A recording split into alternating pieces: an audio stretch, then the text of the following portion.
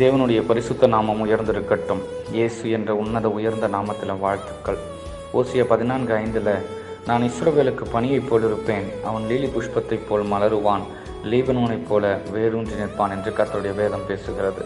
என் அன்பான தேவனுடைய ஜனமே, ஆம், ஓசியா புஸ்தகத்தில் அநேக தரம் தேவன் தம்முடைய ஜனத்தை கடிந்து கொள்கிறார். நிறைய வார்த்தைகளினால கடிந்து கொள்கிறார்.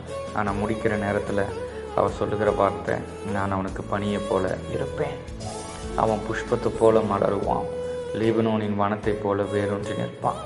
நம்முடைய தேவன் நம்மை நேசிக்கிறவர், எந்த சூழ்நிலையிலும் நேசிக்கிறவர். நம்மை அவர் விரும்புகிறார். அதனால் நம்மளை அவர் பிளஸ் பண்ணுறார். அவர் பிளஸ் பண்ணும் பொழுது நம்ம மலருவோம், வேரூன்றி நிற்போம். சோர்ந்து போகாதீங்க, உங்களை தெய்வம் வாழச் செய்வார். இயேசுவின் நாமத்தில் ஆமென்.